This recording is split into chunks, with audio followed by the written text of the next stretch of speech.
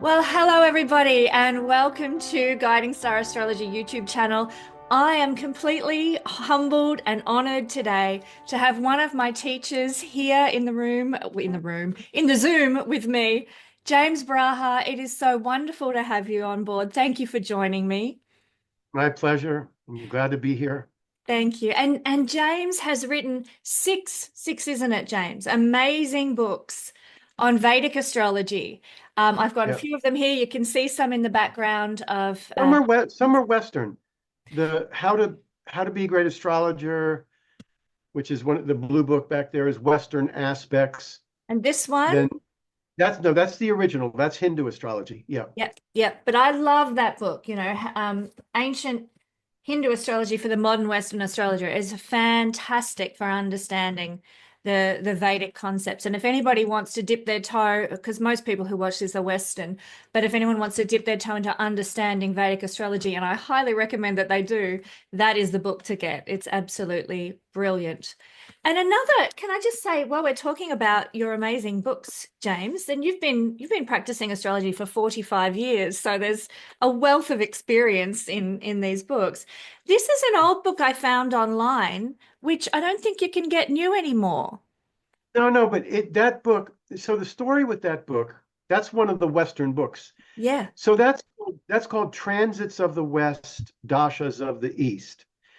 I put the book out. And my distributor said, "Why did you name it that name?" I said, "Because it's Western transits and the Vedic Dasha system." He said, "Nobody knows what a Dasha is. I can't sell it." Ah, So I changed the title to How to Predict Your Future, which and is did that sell it's better? how to predict it's oh yeah, How to Predict Your Future, Secrets of Eastern and Western Astrology. It's mostly transits, but there's a section uh, teaching people about the Vedic system, the Hindu system with the dashas and the bhuktis and things like that. Did you say that most of your audience is Western? I have a mix, but the majority is Okay. Western. I Okay. have a lot of, I think a number of my audience, like I have done, have studied with Ernst Wilhelm and use a combination of Vedic Yeah. techniques Yeah. and a Yeah. Western chart. So, I use both, but I tend to speak more on the Hindu system because it's more predictive and people like that. yeah. And but it tells me the psychology and the behavior of a person. The Western chart's really good for that. And the Western system for future predictions is wonderful. The transits, the progressions, those are all great.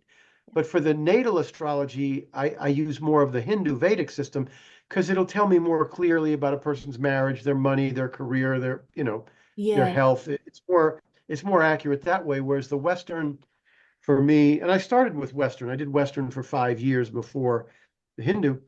And the Western for me is telling me more about their behavior, their psychology, Yeah. but also when there is a dasha, or a planetary period in the Hindu system, when there's some event, whether it's coming from the Hindu or the Western, when there's some event, the Western will tell me the person's experience Mm. of the event. Whereas the Hindu, they just say this is going to happen, that's going to happen, this is going to happen. They don't work with you, they don't psychologize with you, they Yeah. don't tell you how to deal with it, they just tell you the predictions. But I'm a Westerner, I started with Western, so I do both. But I focus more on the Hindu chart because I'm known for that anyway. I wrote the first book on Hindu astrology, that book you have there. Yeah. Uh, But you're so so right, because so many people will come and say, when am I going to get married? And you can look and predict, oh, well, this is a likely time. yeah, And of course, that doesn't tell you whether the marriage will be happy. You might hate being married to that person, you're you're making you're making me laugh because when I got back from India, I was in North Miami Beach, Florida, and I'm doing chart readings and I see this chart. I remember I said, "Oh, you're definitely getting married next year or whenever it was." I thought to myself, this woman has no chance of this being a successful marriage. Oh, oh no.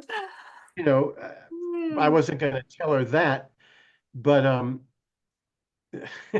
Yeah, how do you yeah. phrase those things in a hopeful way? It's very hard, isn't it, when you can see those? Well, no. Well, I mean, look, in that case, I was saying that it wasn't going to work out because I could see that the client had lots of psychological problems. That, she just wasn't healthy. She wasn't dealing in the present. You just knew that the marriage wasn't going to work. So and this is something that I wanted to talk about today. I was thinking about what I want to speak about. And I wanted to speak about how my practice has changed dramatically over the years, really dramatically, over 45 years. And so in the first 20 years, I have to tell you that if you practice astrology properly, if you're a serious person, if you're not taking a lot of drugs and alcohol, you're going to have an evolution as a human being, and you're going to have an evolution as an astrologer. You're going to get better and better, but it takes decades. It does take decades to get better and better. And things have changed really dramatically in my third and fourth decade of practice. And so I wrote this down somewhere. I was going to tell you. Okay. So in the beginning days, like when I was doing astrology, I started at the age of 30. By the age of 30, I had already done transcendental meditation, which I was teaching. I had already done, Life Spring actualizations, which are seminars for self-improvement. By the time I was 50, I did Reichian therapy, bioenergetic analysis, yoga, rebirthing, macrobiotics, men's courses. I did so many self-improvement techniques. I can't even remember all of them. I had to write these down to remember. And so in a case like that woman, it's not that I would tell her, oh, you're not going to make it in the marriage. I would say, look, you have issues here, and this is what I would recommend. So for people, so I'm going to tell you some of the things that I used to do that I would recommend for people. And I barely recommend them anymore, and I'll explain why. It has to do with the evolution of an astrologer. So if a person has problems in love matters, I would turn them on to Sondra Ray's books, Sondra. Sondra Ray. She's a rebirthing teacher, and she did something called the Loving Relationships Training, LRT. And that was a rebirthing. It's a breathing technique that brings you back to your birth experience. Wow. Brings you back to the traumas in your life so that you can bring the traumas to your awareness and consciousness and finally heal them. So for love matters, it was usually rebirthing. If a person has a lot of trauma, could be rape, could be horrible childhood, it could be anything. I would tell them about bioenergetic analysis, which is a therapeutic system, but it's not talking. I don't like talking therapies. You can talk forever and just you have understanding, but you don't heal it. So that's a booby prize for me. So I had done Reichian therapy, not Reiki, but Wilhelm Reich first. Oh. But very hard to find Reichian therapies. I don't know if they even exist anymore. It's very I've never intense heard. therapy. But Wilhelm Reich had a colleague named Alexander Lowen, and so he did something similar to Reichian therapy, which is called bioenergetic analysis. It's more physical. They look at your body, they see where your stresses are, where you've got tension, and they give you exercises to do to purge the healing, to purge the trauma. If a person's got nervous problems, I would tell them about transcendental meditation, pranayama, things like that. A lot of times, if a person had love problems, if it was a man, I would turn them on to this Justin Sterling men's course in San Francisco. Some people I would tell them about, it used to be called now it's called Landmark Worldwide or the Forum. There are 2 weekend seminars where people do a lot of processing. So I would turn them on to all these things. And then there was macrobiotics. And then there's people who have problems in the horoscope that you can see that they're having a real hard time, but you want to give them meditation, but they've got Mars conjunct Uranus, they've got Mars square Uranus, they can't sit still. Or they've got Mercury. They've got Mercury right in between Mars and Uranus. They're not going to be able to do it. So for those people, I would say martial arts. I would say yoga, martial arts, things like that. Now, it's come to my attention. I came to be thinking about this in the last year, but somehow it bubbled up recently. I very rarely do readings like I did 20 and 30 years ago. Not consciously. It's been an unconscious, it's an evolution. It's an organic evolution. And now I do readings. I have the person just sit there and I speak for about 45 minutes to an hour. And I give them everything that's in the horoscope. And there's not a lot of psychology stuff. There's not a lot of that. That's if they ask about it, then I will start talking about you should do this and you should do that. But part of it is that if you practice for 30 or 40 years, you get very good at being accurate. If you're a good astrologer, if you're a serious person, if you are searching for the truth and you have an intention to help people, let me repeat that. If you are throughout your life as an astrologer, if you are searching for the truth and your intention is very strong to help people. So what's happened is that I don't need to get into those particular, oh, you need to go do this, oh, you need to go do that. What happens is that because there's a purity, a power that starts to get into your speaking because you're very accurate with the horoscope. And so when you're telling them about their issues, you can tell them about their issues. You can give them an explanation of why it's there, how to handle it, how to deal with it, without having to go to all these courses and therapies and all that stuff. This is not something I could have done back then because I was 20 years ago, because I was still searching for accuracy. It's at the point now where people tell me they have to bite their tongue to shut up when I'm doing the reading. They want to say, yes, that happened. Yes, that's true. And I say to them, I don't want to know what's true and accurate. I want you to tell me what I didn't get accurate. Why?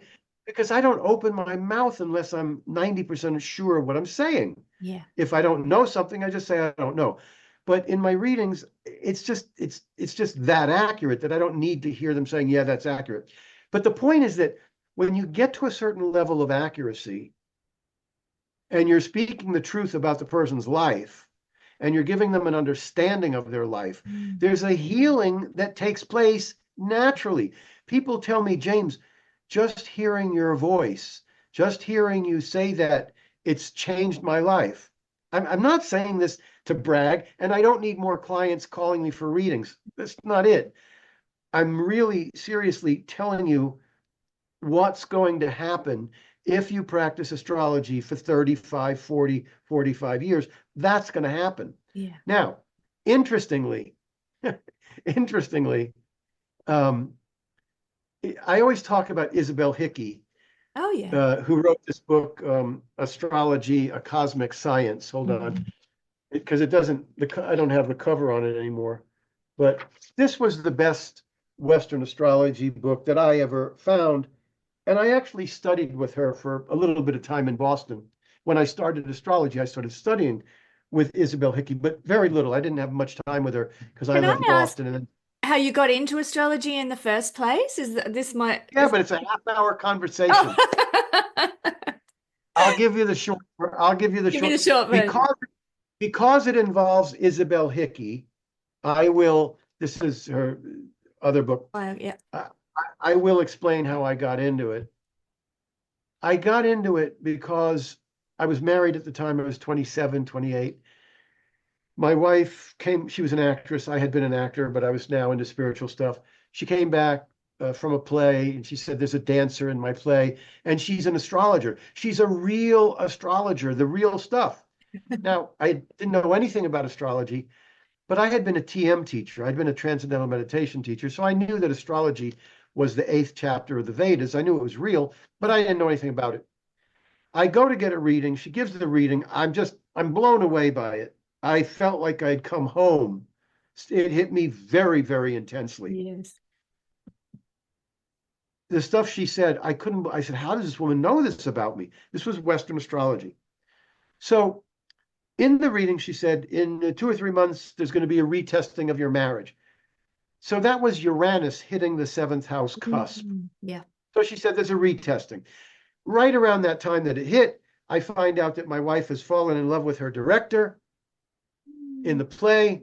Marriage is exploding. I'm thinking, what the hell am I doing now? So I couldn't go back to that astrologer because she was a friend of my wife. I didn't want to go to her. Oh, of And course. I had heard that there was a very famous astrologer named Isabel Hickey. That's a picture of her. Mm-hmm. So I called Isabel Hickey. I went to see her. She said, this affair between them is going to end in 3 months. It's going to be over. Your wife will come back to you, and then you can decide whether you want to or not. But right now, she said, there's not a darn thing you can do because Uranus is on the seventh house cusp. And with Uranus, there's no choice. You have no ability to control Uranus. So I waited 2 or 3 months. She comes back. By that time, so much had changed. And I said, we need to end this marriage. But I could not fathom how these two women could know so much about my life. Now, all I knew was two things. Uranus is hitting my seventh house cusp, and I knew that Pluto was conjuncting my sun, the sun. Oh I have, dear. What I a have I have combo. a sun, I have a Sun Mercury Neptune conjunction in Libra in the sixth house in Western. And And that's that's all around speaker too, isn't it? it's what? Around the fixed star speaker, spiker, depends how you say it. It's right on it. It's right. Yeah. It was right on. Yeah, yeah. So I go to the bookstore and I don't know what I'm looking for, but I'm looking for Pluto. Looking for Pluto. So I pick up the Pluto book. I think it was probably Isabel Hickey's little pamphlet. She had a little pamphlet book Oh. on Pluto. I pick it up and the storekeeper comes over. I was about 27, 28. She was maybe 32 or 33. She's a few years older than me. She says, so what's going on? I said, well, Pluto's doing something and I want to read about it. She says, you don't need the book. You don't. She said, what are you, a Libra? I said, yeah. She said, Pluto's hitting your sun. Just read Pluto conjunct the sun and leave. She's talking me out of buying the book. So, but I want the book. But now I'm embarrassed because she says I don't need the book. So I read Pluto conjunct the sun and I leave the store. Every step that I took away from that store got harder and harder and harder. I mean, I think about it now and it's like, this is karma. So I turn around, I go back, I say, I want the book anyway. And that's how it started. But I went to see Isabel. So it was, Isabel Hickey, I started looking at her book. Now, part of the reason I brought this up is because this book, The Astrology, a Cosmic Science, I'm reading that thing, starting to study astrology, and I think, oh, this is fantastic. All I have to do is learn everything in this book, and I'll be. And what I found was that it was impossible, just That's it. impossible. Yeah. It's like my book, that book, did you hold up the Braha Sutras? Hmm. It's like that book. The Braha Sutras, I wrote that book 2 years ago, and it's everything that I've learned. I mean, it's not everything, but because I've got the ancient Hindu astrology book, I've got other books, but that one book is telling you stuff that took me a lifetime to learn. And students read it and they go, I've read it 5 times, and they still don't know certain things. I said, but it's in that book. They've read it 5 times. It's the same with this. I found that there was so much information there. Why? Because she wrote it when she was 70. Aha. So Uh-huh. my ancient Hindu astrology book, I wrote it when I was 35, but I revised it at the age of 69. Fabulous. I revised it in 2020. So you're looking at those kind of books, the ancient Hindu astrology, the Braha Sutras, and it's got all the information in there, but it's a question of how you just have to keep reading it over and Yes. over and over. Now, um, this particular book, this is called Nevermind. It's not an astrology book. My astrologer friend Iro Haas, his name is Iro Haas. He's in Estonia. And I was telling about Isabel Hickey, and he said, did you know she wrote this other book? Well, this particular book she had written before she died. I think she died in 81 or 82. Oh, She had written it, but it never got published until 2012. So I oh never saw wow. it. So I never saw it. So I just got it. So it's reminded me of her. And So what's it about, and it's Jack? what That book, never mind. If it's not an astrology book, what's it about? it's her life story. Oh, It's fabulous. her life story. Mm. But what it triggered in me was it triggered in me what has happened. Like I said, oh, this is she didn't start out knowing all that stuff that she knew, and she would heal people. She would heal them verbally, Wow. but it wasn't always that way. That's what's happening with me. When I do readings, I'm healing people just by giving them accuracy and truth. When you see the chart accurately and the truth, you know who the person is, what their experiences are. It all comes into focus, the life as a whole. So that's what happens if you practice. Now, the when I first got back from India and I started to teach Hindu astrology, it was like pulling teeth. And it's not a hard system. Mm. If you know Western astrology, it's not hard. But there was nothing in the atmosphere. There was nothing in the atmosphere. Do you know what I'm saying? Like, Yep. like the way children grow up and right away they're into materialism. You don't have to put them in front of the television. It's in the atmosphere. Mm-hmm. Mm-hmm. What has happened now is that there's been a quantum leap Yeah. in my experience in the last 7, 8 years.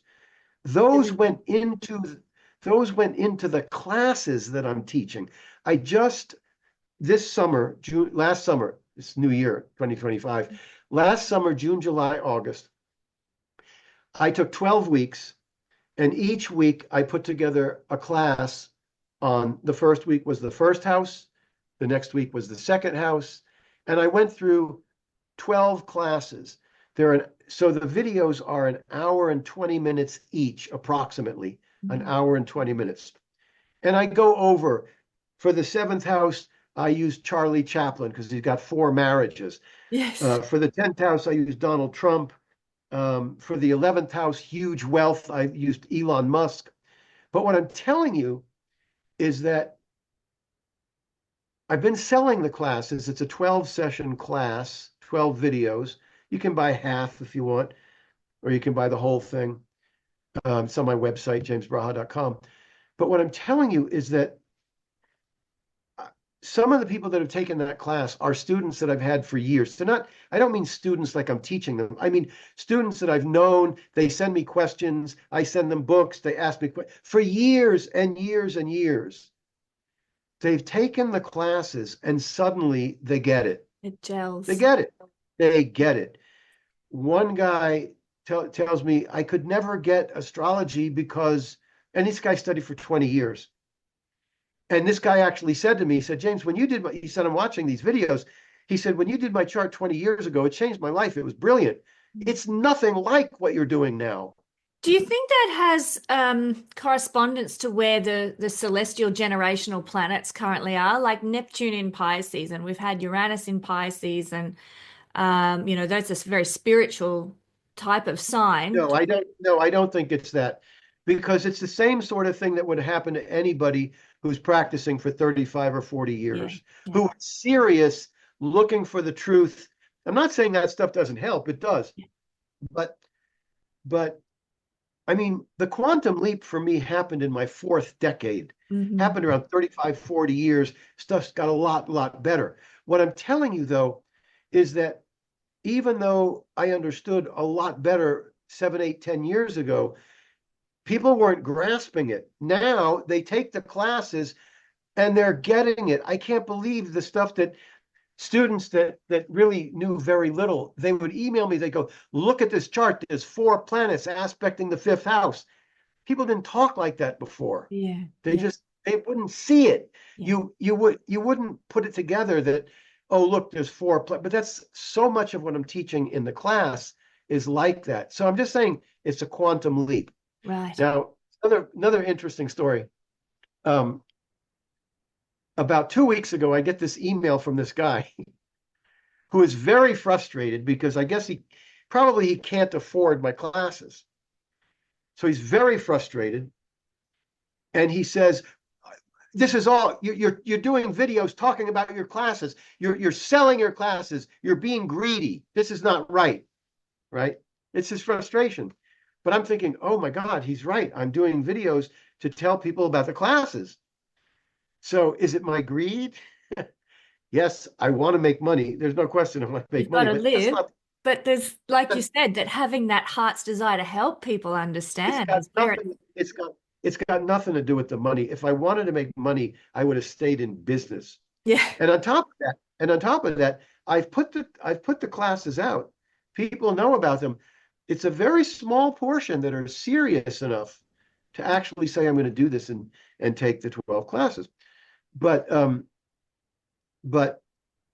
reason that I want people to get the classes more than they do. They think they want them. I want them to have them more. Why? Because if you take the 12 classes and you watch them once or twice, you will have a quantum leap. You will never be the same again in terms of being able to understand a horoscope. One of the things that I love about the class is I've got at least 5 or 6 horoscopes where the strongest house in the chart has no planets in it. Wow. Elon Musk's 11th house. There's nothing in it. Really? The 11th house in the Hindu chart is huge sums of money. There's nothing in there. Yeah. Yeah. The ruler of the 11th house is Mars, exalted in its highest degree of exaltation. Wow. So in Western astrology, Mars is exalted in Capricorn. Mm. Yeah, but in this system, it's a question of where that Saturn Got to is. be by degree, doesn't it? Yeah, and that's the 28th degree of Capricorn. So it gets very, very highly exalted. So he's got that Mars in the 28th degree of Capricorn, most highly exalted point. And Mars is aspecting its own sign, the 11th house. Oh, wow. So this happens a lot. I did another one of this very famous Indian astrologer, Amitabh. Amitabh was in the movie Slumdog Millionaire. That's the only reason I knew. But he's very famous for Indians, Amitabh. There's nothing in the 3rd house. Maybe there's one planet. I don't even think there's one. But the 3rd house ruler is sandwiched in between 2 benefics and aspected by another benefic. I mean, this is how astrology is done. It's not the planets in the houses. Yeah, it's the planets in the houses, the rulerships, the aspects. It's all of that stuff. And let me say this also. Students think that they're going to learn astrology from the internet. What they're going to learn from the internet is word. They're going to learn, like when you're trying to learn a language. My son lives in Portugal. We're starting to try to learn Portuguese. Oh, great. We are learning words. We're not learning the language. At some point, we may be able to learn the language, which is completely different from knowing words. So when people think that they know, here's the problem. And this is where the classes come in. People think they know the basics of astrology because they know what the planets mean, they know what the houses mean, they know what the aspects mean. What they don't know is how to read a chart. Yeah. Because they've not studied with somebody who's been in the field for 30 or 40 years, who knows what they're doing. Repeat, knows what they're doing. So that's what the classes are about, teaching you the actual language So it's not just, oh, look, there's a planet over there. Oh, look, there's a planet over there. It does no good. Yeah. You know, it's like when I was saying with the clients 20 and 30 years ago, I could tell them pieces of their lives. You can't heal people.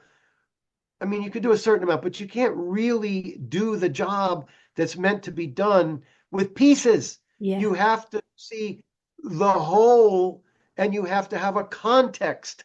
And there's no context. Like I'm learning, I probably have 200 or 300 Portuguese words. I got no context for them. That'll come when I'm able to speak it back and forth. So that's what the class is.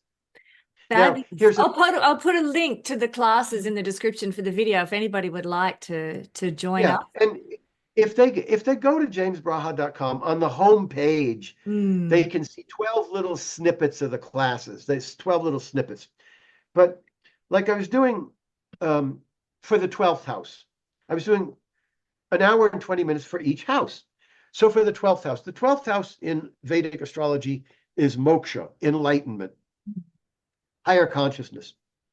But it's also debts and expenses. Yeah. So I put up the chart of David Stockman. David Stockman was the Treasury Secretary for Ronald Reagan 40 years ago, or whatever it was, 1980. He was a 35-year-old genius with numbers.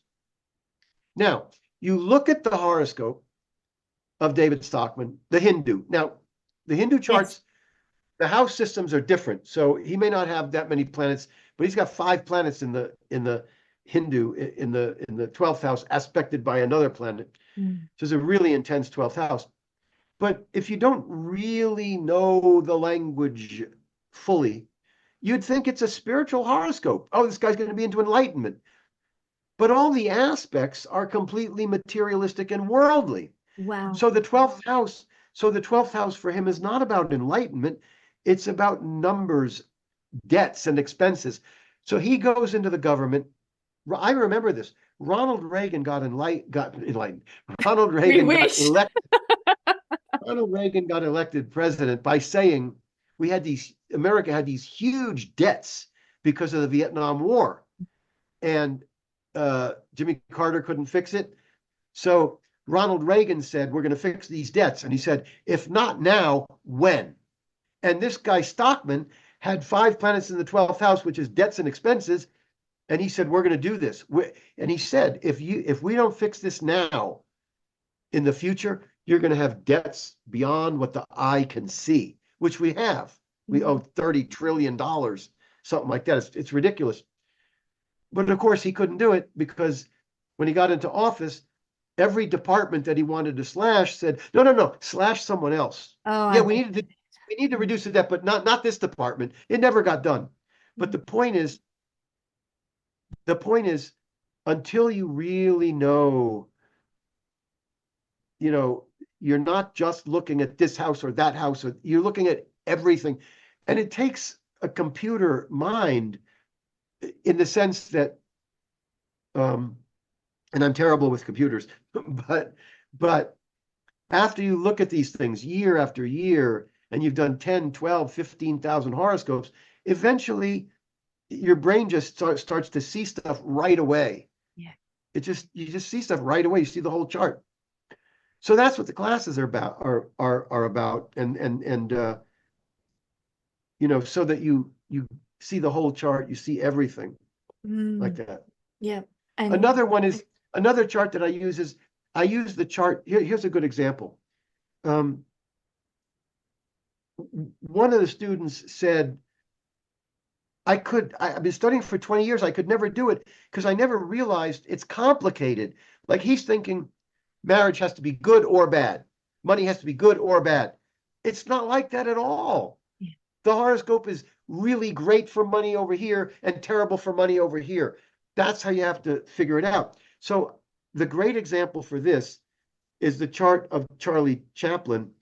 This guy was married 4 times and had one, I don't know, he slept with someone that was underage, had to go to Mexico. I mean, this guy had, was a wild man. So here's the thing. The guy's got exalted sun in Aries in the 7th. Mars in its own sign, Aries, in the 7th. Mm. Mars 4 degrees away from Venus. Mars, the 7th house ruler is Mars. It's in its own sign. Sun is in Aries, exalted in the 7th. Venus is right next to the 7th house ruler. And the full moon, not the moon, the full moon is aspecting the 7th house. Wow. So the marriage partners, they're all artists and they're all gorgeous because Mars rules the 7th. It's right next to Venus. The full moon is aspecting spectacular wives. One big problem. Mars is 21 degrees Aries. Saturn is in Cancer at 21 degrees Cancer. So when Saturn aspects that Mars, it's aspecting Mars within minutes, and Saturn's aspecting Mars in Aries, which hates Saturn energy. It does. So you look at this. Now, I could look at it now because I've been doing it 45 years. But 5, 10 years in, I go, what the hell does this mean? That he's got a phenomenal, beautiful, wonderful 7th house, and then Saturn's hitting the 7th ruler in a fallen sign within minutes. So that explains to you what is likely to happen. He's likely to have a lot of divorces and huge problems because of that Saturn hitting that Mars, but he's also likely to have these most gorgeous, powerful, successful spouses. Yeah. So that's where, oh, I forgot to say, Jupiter is also, not only is the full moon aspecting the 7th and the 7th ruler, Jupiter is aspecting the 7th and the 7th ruler. I mean, it looks phenomenal, but this one aspect was enough caused to him, mess things up. caused him scandal after scandal after scandal in relationships. Yeah. So I've got to ask, the scandal, the time he entered into the scandal, was that related to some kind of a dasha of Saturn? It doesn't need, no. Oh, that's a good question. No, it doesn't need to do that because it's there natally so strong. Yeah. Okay, now this is very important. When I was in India, there were 2 things that I really wanted to know that they couldn't answer. One was, which is more important, planet in a house or the ruler? They couldn't answer it. Good I question. eventually figured out with other astrologers, the ruler of the house has to be a little more important, a little bit more. Why? Let's say you're buying a home. Would you rather buy a home where the furniture and the chandeliers and everything in the home is fantastic, but the foundation's being eaten by termites? No, you'd rather have a solid foundation, and inside the house, you can always fix that later. Yeah. So the ruler's a little bit more important, but they didn't know that. I figured that out. The next one was, does a planet, when it's running its dasha, throw an aspect? Like Saturn aspects the 3rd house, the 7th house, and the 10th house natally. From itself. Natally. From itself. Yeah, natally. Yeah. So if Saturn's in the 10th house, it's aspecting the 4th house. That's 7 houses away. So the question is, I saw so many astrologers saying, well, you're in Saturn Dasha, Saturn's in the 10th. Oh, it's going to aspect the 4th. I said, why? Why would that be? Jupiter's in your 3rd house, so when you're in the Jupiter Dasha, it's going to aspect the 9th house, and it's going to be great for religion. Why? Why is it going to do that? So you had a bunch of astrologers doing that, constantly doing that. And I said, I don't think so, but I can't say for sure. Why could I not say for sure? Because the dashas are so long. So let's say you take my Saturn dasha. Saturn is in my 5th house, aspecting the 11th, which is the eldest sibling. Mine's in the 5th too, so this is very interesting. So the Saturn dasha comes along, and a few years later, my brother dies. Is that because Saturn from the 5th aspects the 11th? No, it's not. The reason it was so hard to figure this stuff out is because the dasha's 19 years. So if he dies, we can say, oh, yes, it caused it. Jupiter's in the third house, and you have a 16-year Jupiter Dasha, and at some point you travel, oh, because Jupiter's aspecting the ninth. Here's how I figured that out. I was writing the Braha Sutras, and I said, I've got to figure this out for students. I've got to figure it out. And suddenly, as I thought more and more about it, I said, no, it definitely doesn't. And here's how you know. If planets aspect through aspects in their dasha, every time you would have a very good, a planet in a very good sign running its dasha, it would be aspecting the opposite sign, which would be a very bad sign. Yep. So if you had Jupiter exalted, let's take a different one. Let's say you had Saturn exalted in Libra in the first house, then it's going to aspect the seventh and hurt the marriage, etc. Actually, I don't want to use that. Jupiter and Saturn are complicated. Let's take Venus. Let's say that Venus is exalted in the first house. So you're going to predict Venus is exalted in the first house. It's in Pisces in the first. And you say for 20 years, people are going to love you. They're assuming Venus isn't afflicted. Venus is in the first house exalted. You're going to get promotions. You're going to get fame. You're going to get recognition. But you're going to have miserable relationships for 20 years because Venus aspects Virgo, its fallen sign. Well, that's not going to happen. Also, likewise, you would have to say, oh, the moon is in Scorpio in the third degree, which is the worst place for the moon. The moon's the moon is in Scorpio. It's fallen in Scorpio in the fourth house. You're going to have troubles with land, homes, mother, real estate, but your career is going to be fantastic because the moon's going to aspect the 10th house. The 10th house. That does not happen. No way, no how. So planets aspect houses natally, but when they're in their dasha, you don't say, oh, it's running its dasha, it's helping or hurting it doesn't work that way. So it affects more the personality and the character and the... No. No? It affects the house it's in. Yeah. Whatever the dasha is, if it's a Mars dasha in the 10th house, you're going to have big career stuff. But you don't say, oh, but it's going to affect your land, homes, real estate because it's aspecting the fourth house. That's what I meant. Yeah. Got it. So interesting, actually. I'm about to move into my Rahu sub-dasha in the Saturn major, or Antardasha, I should say.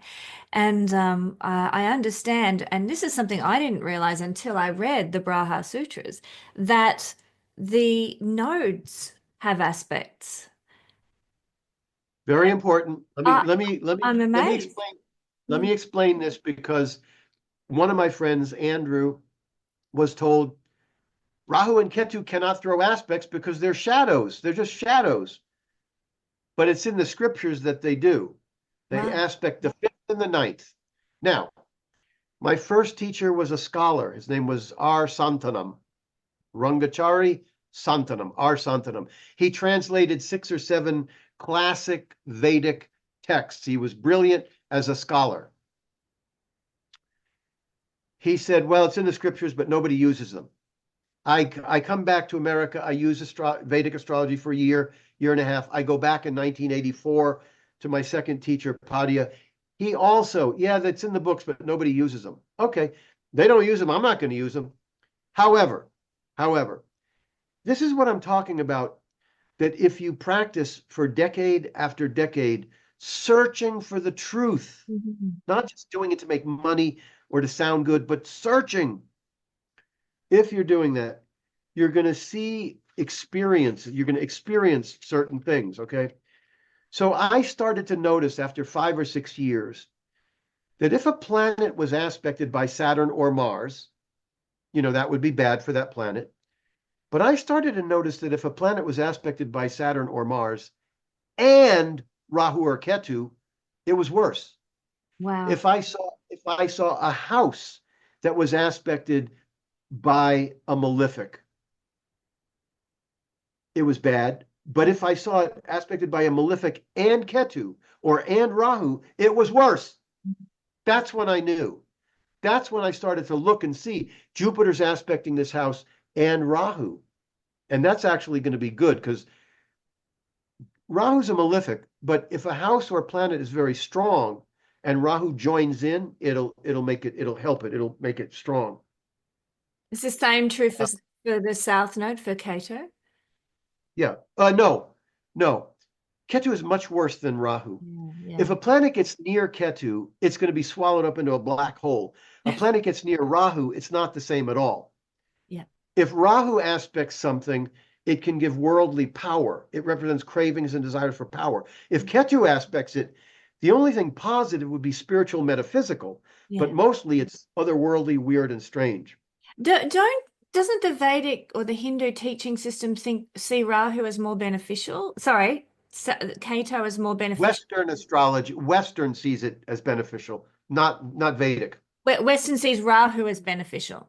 Yes, Yeah. because it represents Yeah. the thing is Rahu's not beneficial. Rahu is telling you what you should go for. Hmm. If it's in the seventh house, you should go for marriage. If it's in the 10th house, you should go for career. It's not a benefic, Yeah. but you're going toward that. So that in that sense, it's good. So, um, And it's more materialistic than the South Node. oh, oh, Yeah.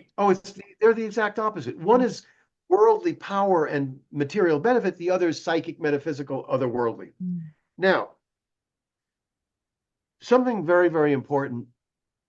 Um, I'm always talking. I've given like 80 videos. If you want to see my videos, go to my website. People, one of the things that bugs me so much, people say, I saw all your videos. They didn't see all my videos.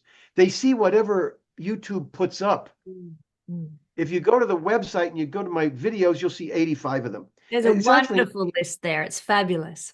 it's not actually 85. It's probably like 50, but they split them into two. Mhm. Part one, part two. But it turns out to be 85 when you're done. Okay, now I'm always talking in the videos for the last 2 years. I've been talking about the most important sutra in the Braha Sutras, which is number 8. I, I didn't when I wrote the sutras, I didn't set out to write, in order. I just said, well, let me start from the top, sort of. And I got to number 8.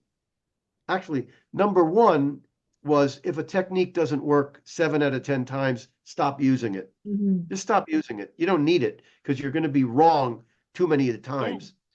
Okay, so that was number 1. I got to number 8 and I said, it's the thought process that matters. It's not going to James Braha and saying, James, what's the answer to this? Hey, what's the answer to that? That's never going to get you anywhere. Well, it'll get you somewhere, but it'll never get you to the profound experience of what is capable. That's the thought process. You have to, so it's not about knowing this or knowing that or knowing the dashas. It's not that. It's about getting the basics and then using your thought process to figure things out for yourself. Mm. Now, the thing I want to say is that the thought process means that you should be living in the question all the time. The thought process means you should be living in the question all the time.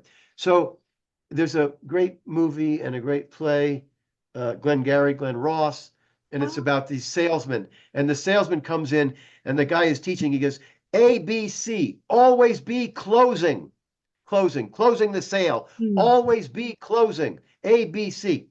For astrologers, it's A, B, Q. Always be questioning. I love Always be skeptical, always be questioning. Now I mean this more than I can express, more than you can get. I mean this. If somebody says to me, James, do you believe in astrology? James, does astrology work? I'll say, what are you, nuts? I would spend 45 years doing this and I didn't think it works. However, I go to bed at night thinking, does astrology work? Is it really astrology? Everybody questions that, I think. All of my teachers and mentors have had moments of, No, no, this is not, but I'm not talking about moments. I'm talking about always being in the question of what really is Mars, what really is Mars Uranus, what really, everything that you do in astrology. Look, you learn it and you teach it and you give the reading, but on your own time, you are doubting. You should be. I'm telling you, you should be doubting. You should be skeptical. You should be doubting. You should be questioning. Because let me tell you something.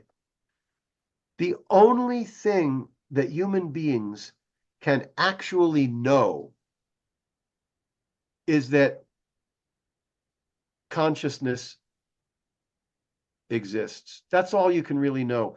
Everything else, everything else is a concept and a belief. It's a concept and a belief.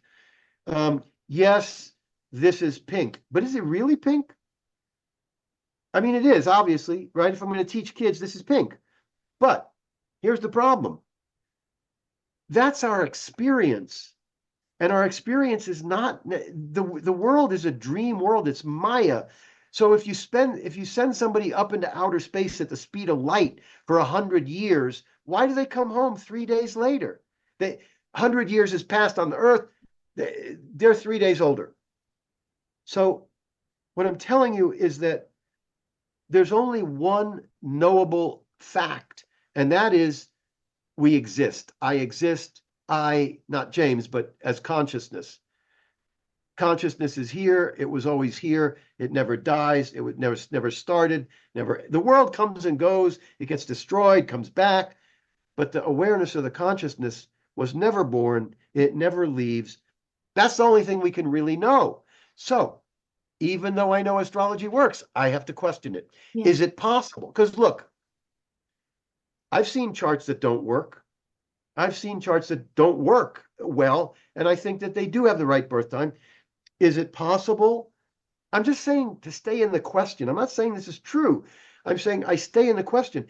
Is it possible that every single moment, every single thing that happens is destined in the chart? It's possible. Is it possible that the only people who come to me are people that come to me where I can read their chart, and the yes. other people where I couldn't read it go to someone else? I don't know. What I'm telling you is forget those concepts. What I'm telling you is if you want to be great at this, you must always be questioning. You must be in the question. And then when you're ready to do your work, you do your work and you tell them what you know. But on your own, you have to. That's the thought process. That's why I found out that Rahu and Ketu throw aspects. That's why I found out that a planet in his Dasha doesn't throw an. You're not going to get these things. People think, I stopped astrology for 3 months in the summer to do those classes. Partly, I said, I may not go back to this, to practicing, because I was so frustrated at people using James Braha as a Google astrology search. Yes. I don't mean that I was upset that they were contacting me. I was upset that they were asking me questions that were so simple. And they They weren't don't finished. need to, they refuse to think. Hmm. And if you refuse to think, there's no point in doing this. There's no Yeah, point. yeah. It's profound, isn't it? And as a teacher, you would see that very, very often, I guess, So you were going to, moving on from that, you were going to tell us a little bit about the Dashas, Bhuktis, and transits. We've already covered a little bit about the Dashas, which is Well, yeah, okay. fantastic. So people, I won't say a lot, but you got my books and everything, but people tell me that they have trouble predicting dashas and bhuktis. Mm. If you know what the horoscope is doing natally, how can you not know Yeah. how the dashas and bhuktis work? But the problem is they don't really know. They think they know because they know the words, but not the language. So if you have a Venus period, it's going to be about love, comfort, beauty, throat, thyroid, reproductive, and kidneys. That's Venus. It's either going to be good for love, comfort, art, beauty, or it's going to be bad for art, beauty, love, kidneys, reproductive. It's either going to be good or bad. You know that from the Yeah. planet, depending how it's aspected. If it's in the third house, it's about brothers and sisters and the arts and the energy level. If it's in the 10th house, it's about career. If it's in this, I mean, this is not rocket science. Oh. But if you can't tell if a planet is afflicted or well disposed, then you can't do it. And Mm. believe me, many people can't. I used to complain in my videos 10 years ago. People would come to me and they say, I was told my Jupiter Dasha would be fantastic. It's Jupiter. I said, your Jupiter's in Virgo. It's Mm. aspected by Mars, Saturn, and the Sun. It's in the 12th house. How's it going to be good? Mm. Oh, it's Jupiter. No, it doesn't work that way. Yeah. Um, I will say that Rahu and Ketu are the most difficult to predict. Mhm. But again, if it's Rahu in the 10th, it's going to be career. If it's Rahu in the first, it's going to be personal power. If it's Ketu in the 7th, it's going to be weird, strange, or spiritual in the marriage. I mean, it's not hard, but it's the house that the planet is in. It's the way it's aspected. It's the planet itself, whether it's beneficial or afflicted. I mean, now there are certain things that are particular, and I have a whole section in the Braha Sutras about predictive, using predictions and stuff like that. If two planets aspect each other, they're conjunct or opposite each other, and they run their dasha bhukti, it's karmic. So if you have Mars Saturn in a house, and you have the Mars Saturn dasha bhukti or the Saturn Mars dasha bhukti, it's going to be very bad and very karmic, fated, destined. If you have Jupiter and Venus in the same house or opposite each other, and you run the Venus Jupiter or the Jupiter Venus, it's going to be karmic. It's going to be fated. How could it not be Mm. when you got two planets, all going in the same direction? So that's going to be highly karmic. And I tell people, you got something really good coming because it's Moon and Venus or Moon and Jupiter. They're aspecting or they're conjunct, running the Dasha Bhukti, and it's going to be great, and it will absolutely be fated and destined. Or if it's Venus Saturn, and Saturn's 2 degrees away from Venus, Venus is getting hit by Saturn, and you're in Venus Saturn, it's going to be bad Mm. for Venus, love, art, beauty, etc. Bad for the house it's in, and it will be absolutely destined and fated, and it'll feel Mm. that way. Mm. Yeah. So uh, Yeah. if it's a fallen planet, a planet in its fallen sign, it's going to be terrible. Mm. Mercury in Pisces in the Hindu system is fallen. In the West, it is different, Leo and Aquarius, but in the Hindu, it's exalted in Virgo and fallen in Pisces. So Mercury in Pisces, Dasha is going to be bad, or the Bhukti is going to be bad. Um, I you wanted to know, it, ask about yeah, transits, if I could, James. In the sure. Western system, Saturn is preparing to move into Aries this year, and of course, we'll spend 2.5 years there. And most of my Western counterparts are a bit jumpy and nervous about talking about what's that going to do for the world when Saturn is there. I mean, look, we've been through it a bazillion times before, Saturn in Aries, but what's your opinion about the I really don't. I have not found anybody to do mundane astrology very well. Mm. Mundane astrology meaning what happens to the world. Yeah. It doesn't mean much to me. I don't know. And Aries, I don't even know what is Aries. It's Taurus is money, Gemini is writing and teaching. Aries is expression. It could be military because it's Marsy, but um, Yeah, I I'm don't. encouraged to hear that though, because I felt the same. So that observation that you've made about If mundane anybody, look, astrology. if anybody was good at mundane astrology, they would be known by the public. Mm. They would be predicting wars. They would be predicting stock market crashes. Now, what you get is you get astrologers constantly predicting, constantly sending out monthly emails about what's going to happen. They're wrong 8 out of 10 times, but they tell you about the 2 times they were right. Yes, and the 2 times they were right were times when they predicted who would win an election and it was a 50-50 chance either way. So things like that. Hmm. Yeah, I mean, I have found Uranus, Neptune, and Pluto going into a sign to be significant. That I have found. Mm. But that's because those are major planets, Yeah, Uranus, Neptune, and Pluto. But the thing about that is you have to use both systems, the that's right. tropical and the sidereal. Yeah. And I was really shocked because when Uranus went into Taurus, I forget the year, 2018 or 19, Taurus is the economy, it's the money economy. And Bitcoin exploded from 2,000 to 20,000, and Bitcoin came onto the scene for the public.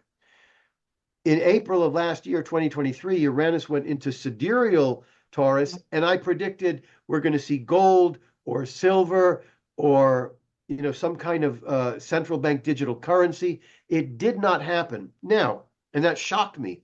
However, I've been thinking about it for 6 months because I don't like being wrong. I None of you us know, do. I do not do a lot of mundane predicting, but that one was a no-brainer. It's going into Taurus. It's going to cause a currency shift. You know what I came up with a week ago, which is possible. Jupiter also went into Taurus, stopping the craziness of Uranus. Mm. So in May, when Jupiter leaves Taurus, Interesting. Uranus will be in there free to make the big changes. Right, right, right. Gold has gone up to 2,600, which is remarkable. Yeah. Okay. But that's it's not that. Uranus in Taurus brought Bitcoin onto the scene. It's not that it went from 2,000 to 19,000. It's that it went onto the scene. So Mm. gold went up. So what? What we want to see from Uranus and Taurus is some sort of a change, a Mm. Bitcoin, a central bank digital currency, bringing gold standard back, something like that. So we'll Mm. see in May when Jupiter gets out of the way, maybe Uranus will do that. But I was really stunned by that because all the other Uranus and Pluto transits in both systems, they worked. When Pluto hit Capricorn in the Western, you had the crash of '08. When Yeah. Uranus hit Capricorn in sidereal, you had the pandemic, everything shut down. So these things work. Pluto, when it went into Sagittarius, I think it was the Western system. I can't remember, but that was the O.J. Simpson. Suddenly, the Sagittarius being the law, you had this Mm. 1 year long. That was huge. Uh, Yeah. everything was about the justice system.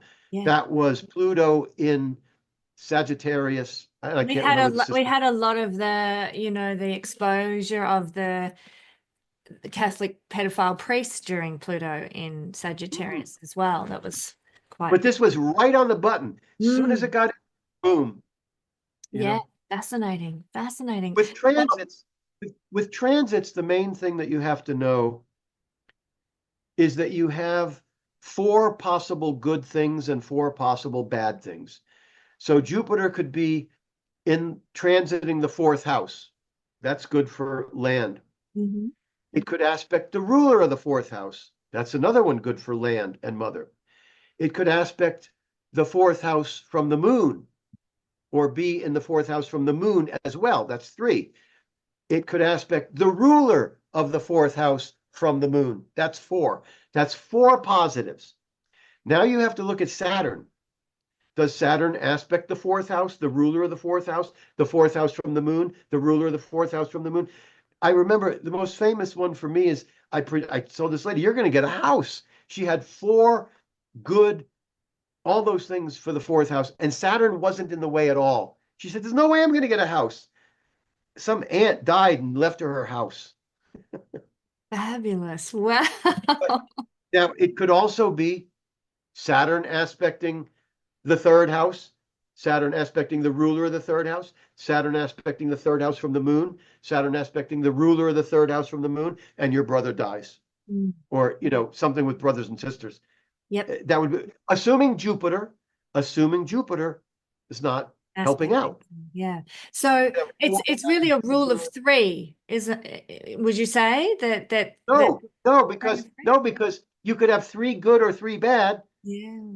So you've but got then you could have three of the others. mm, So if you have three good and three bad, it's kind of neutral. yeah. Okay. Yeah. So we'll be interested to see what happens in May this year because I believe we've got the nodes Jupiter trining the node North Node at the same time. So that will be You quite know, you know what's going to be most fascinating? All the changes, because in the Hindu system, Saturn goes into Pisces in April and Jupiter goes into Gemini in May. So yeah. now you got two major planets in everybody's life. So this is kind of interesting because of talking about people. They were talking about people selling homes on the mountain where I live, and they say sometimes it goes in waves. Everybody decides to move at the same time. You're going to see people's lives are going to dramatic. I mean, I'm not saying that April 1st and May 1st the changes are Yeah. coming, but Boom. a month or two after April and a month or two after May, people's lives are going to get better and worse in Yeah. different ways, Hugely dramatically so. so. Hugely Yeah. so. Yeah, it's going to be a very interesting year all round. Um, Now on that, not on that topic, but on another topic that has sort of been I've been questioning in my mind is the validity of nakshatras, and I'm interested in your perspective from the Vedic system about the validity of nakshatras, if you don't mind me asking. Oh no, I'm glad you did. It's a real pet peeve of mine. Okay, so the Braha Sutras, a sutra is really supposed to be three or four sentences, and Yeah. then you can expound on it. And I love The your sense of humor in calling your book the Braha Sutras too. I think that's fabulous. It's a funny story how that came about. It's in the book. You can read it. I didn't come up with it. Someone else did. Um, so it's a real pet peeve of mine, the nakshatras, and I'll tell you why. 1982, I go to India, and there were two things I really wanted to know. I didn't know much. I just read some books, but there wasn't much of anything useful. They were written by Indians, and you couldn't understand them. But I was interested in the mantras, astrological mantras, Yeah. and I was very interested in the nakshatras. My first teacher gave me the astrological mantras, and he said the nakshatras, forget about that stuff. It's lost. It's gone. Nobody uses them. It's worthless. Don't use it. Okay. I was very Similar to disappointed. lunar mansions in the Western system, nobody uses them anymore. I was very disappointed, etc. I go back to India. I asked my second teacher. He says they're gone. They're useless. Now they said, look, they work for marriage compatibility. Huh? They work for when to start an event, but they are not about the horoscope.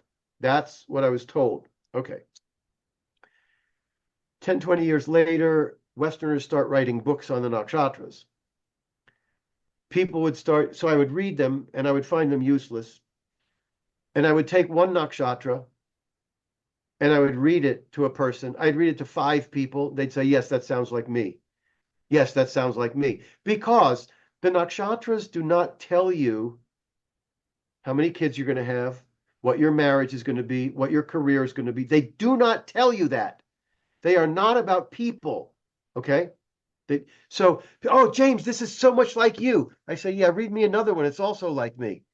Read that to someone else. They'll tell you it's also like them because they're very general. Okay. Mm. Now, they are the most revered and exciting. Everybody loves the nakshatras. They're just going crazy with them. So in my book, the Braha Sutras, I said, do I really want to stir the boat? Do I really want to let people? Okay. So I wrote 13 pages about them. And here's the interesting thing. It's kind of like politics today. The facts don't matter. They believe in stuff in politics. The facts don't matter anymore. Same with nakshatras. Okay. So first of all, the nakshatras go back way back to the Puranas. They're not in the astrological scriptures. Repeat. They are not in the astrological scriptures. Okay? The Bible, now this is not going to matter. What I'm saying is not going to matter to the people that love the nakshatras. They don't care. So let me finish. The Bible for the modern day Hindu astrologers is Parashara. Yeah. There is zero, nothing, nada, zero, nothing, nada about nakshatras affecting people's lives. There might be something in there about when to start something. There might be something in there about marriage compatibility. That's legitimate. There's nothing about people. Okay. There's another text. There's one other text. It's not as famous as Parashara. It's another big one. I forget the name of it, but it's in my Braha Sutras. In that book, it's the one book where they mention nakshatras relating to people. Okay? It's the one book. It only talks about the moon nakshatra, the nakshatra the moon is in. It doesn't say if the sun is there, if Venus is there, if Jupiter's there. It gets worse. Hold on, it gets worse. When you read the moon nakshatra, your moon is in Bharani, your moon is in Uttara Palguna, and it means, and then you get 12 words. Repeat, you get 12 words. The moon is in Bharani. The person will be intelligent, good-looking, a thief, and jealous. The moon is in Hasta. The person will be generous and philanthropic and mean-looking and doesn't like children. It'll give you a total of 12 words for each nakshatra. It takes up 3 pages. 27 nakshatras takes up 3 pages. Each one gets 12 words. And God. And the 12 words, they don't make any sense. You would never do a reading like that. Do the people today care? Nope, they don't care. I love the nakshatras. Oh, the nakshatras are great. James, look at what I read about you. Now, in the 13 pages, and I really appreciate you letting me say this, because there are people that say, thank God somebody's saying it. I agree. That's how I feel. I'm They don't want to glad you're upset saying people. They don't want to upset people. Okay. So in the book, I say, look at the horoscope of James Braha. Look at the life of James Braha. He grew up in a dysfunctional childhood with a schizophrenic mother. He became an actor up until the age of 20, and then all he cared about was astrology and moksha, enlightenment. Repeat. He had a dysfunctional childhood, schizophrenic mother, and all he ever cared about from the age of 20 onward was astrology and enlightenment. Take any of my nakshatras. None of that is there. None of that is there. Nothing, none, zero, nada. Oh, but I love the nakshatras. Oh, but they work so well. Now, they're so generic, really. They, like you say, apply to anyone. They apply to anybody, but they could be using them psychically. That's possible. You know, they get a psychic impression. But the other thing about them, which is worth understanding, is that in the same way you have 12 signs, I don't have any planets in Scorpio. I don't have any planets in Capricorn. Okay. But I have Scorpio and Capricorn in my horoscope. Yeah. Scorpio's my 7th house ruler. Capricorn's okay. The nakshatras are like that. So we all have 27 nakshatras. They are, what's the word I'm looking for? Constellational? No. Fixed stars? No, I mean that they're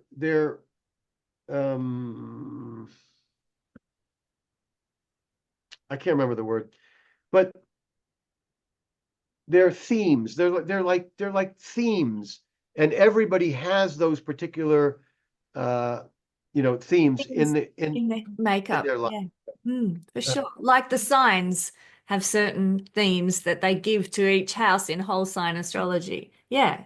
yeah. Hmm. So we all carry the nakshatras, which is why they all seem like they apply to us all.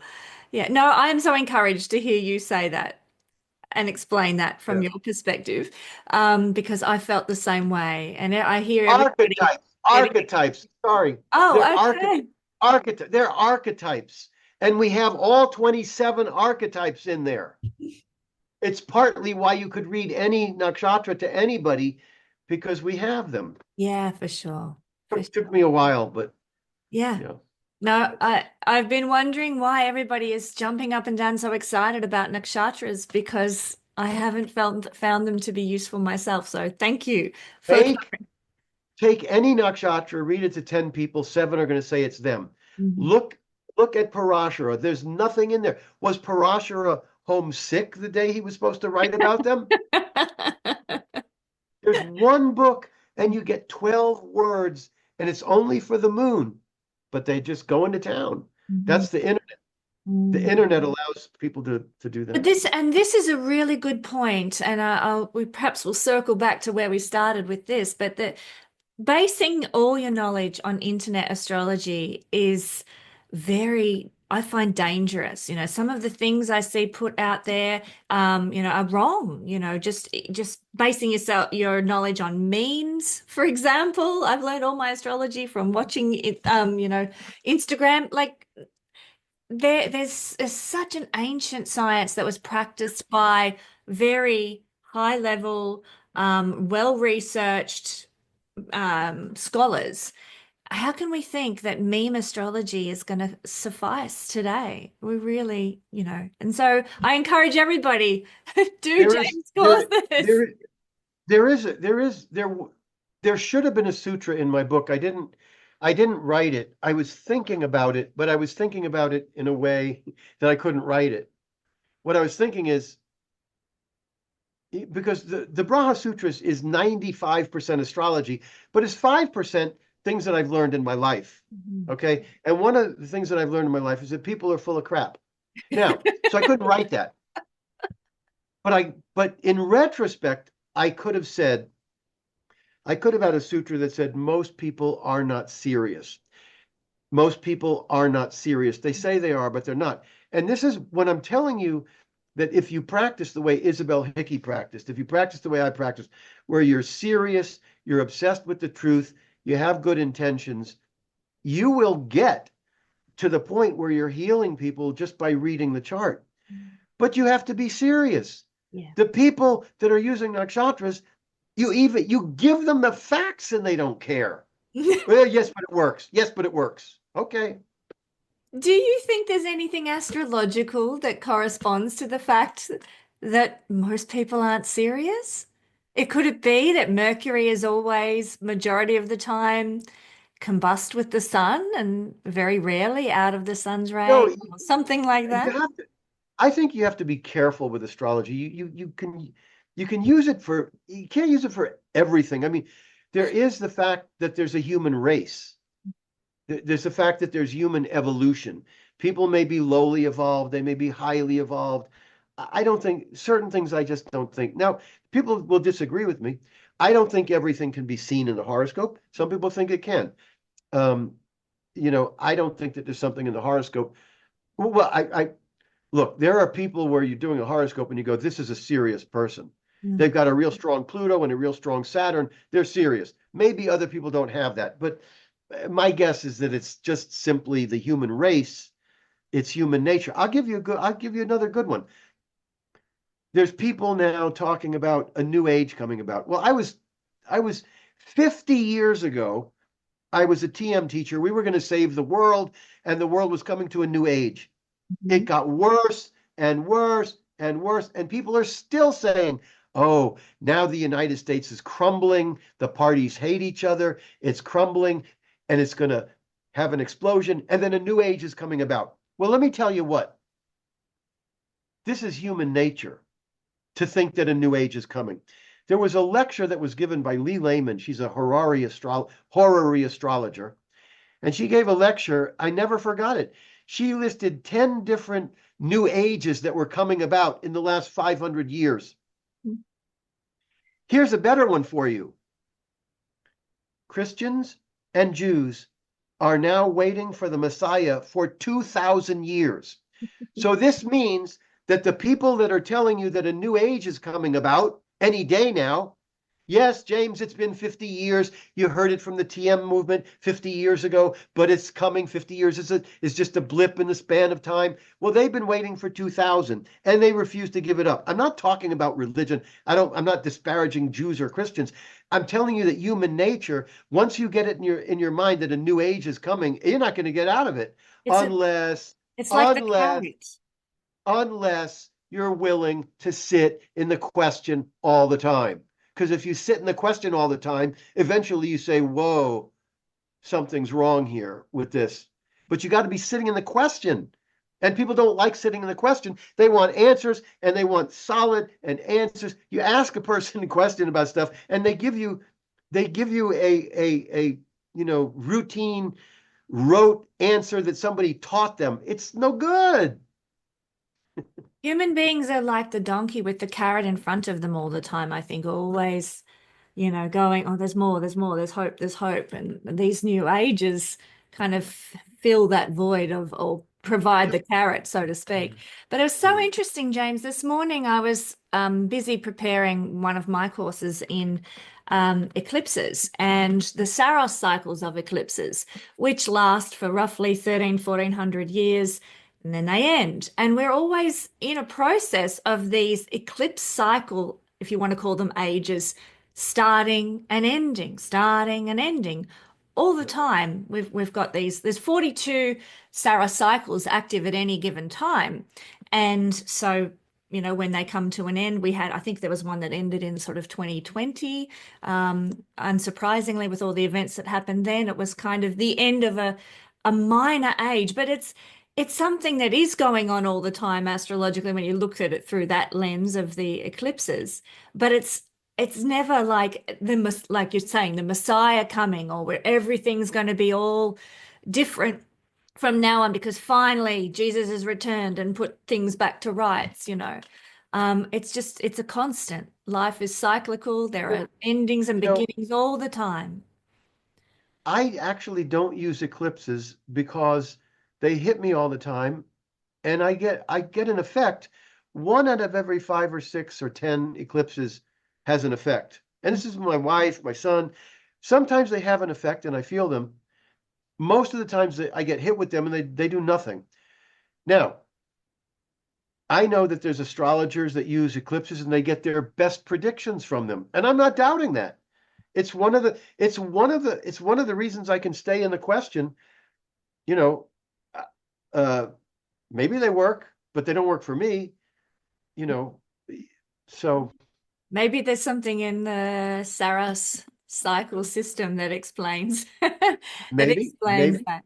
You Um, know, the other thing is my mother used to tell me about these people that would read tea. You would drink the tea and oh they'd yeah. turn the cup over and they would read the tea leaves. And I mean, look at the I Ching. I find the I Ching to work wonders. It's miraculous. So, you know, Omens and things are around us all the time. Um, James, I'll just do a little promo again for your books. This one's the Braha Sutras. if anybody's still around listening to the Of, video, of course wait, I will be. show that cover again. Show that cover Show the again. cover again. That's the Braha Sutras. Hmm. Yeah, that is. I'd already written what I know about astrology in my other astrology books, but that book is like an overall, in order to save you a ton of years, decades, conclusions that I've come to realize. That's what that is. That's the result of 45 years in one book.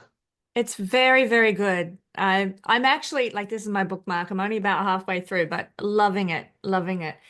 Um, so thank you so much for writing that book for a start, because for those of us who are newer to practicing astrology, I've been practicing for about 10 years now, that wisdom is invaluable. It really, really is a gift. to people It's like myself.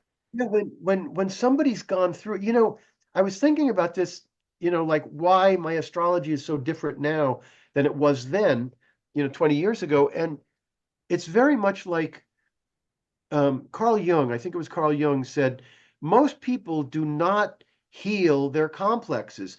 They grow out of them. Mm. They just grow out of them.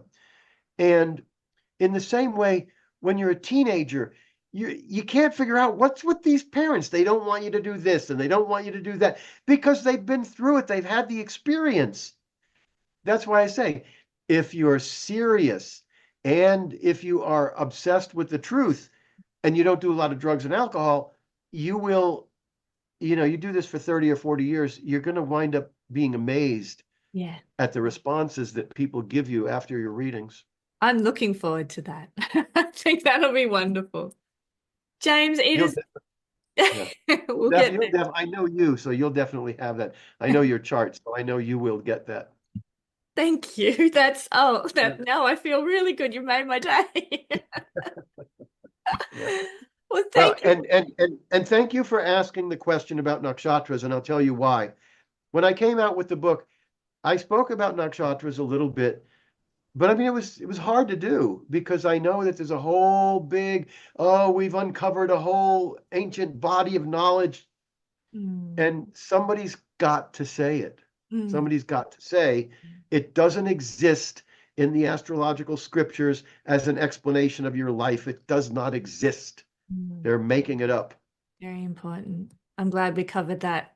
Thank I'm you. glad you asked that. I'm glad you asked great questions, and I appreciate that. No, you're welcome.